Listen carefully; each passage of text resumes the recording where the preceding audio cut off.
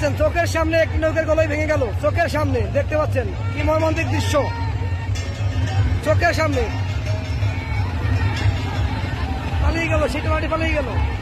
দেখতে পাচ্ছেন আজ দ্বিতীয় দিন শ্রী লক্ষ্মী পুজো উপলক্ষে ঐতিহ্যবাহী কালীগঞ্জ বড়ুয়া আজ দ্বিতীয় দিন।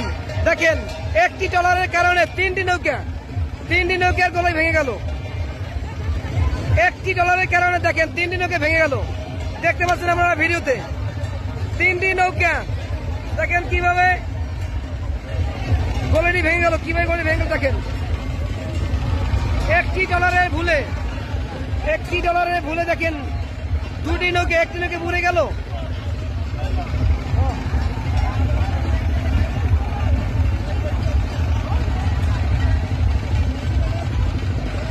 দেখেন নৌকা খালি হয়ে গেছে।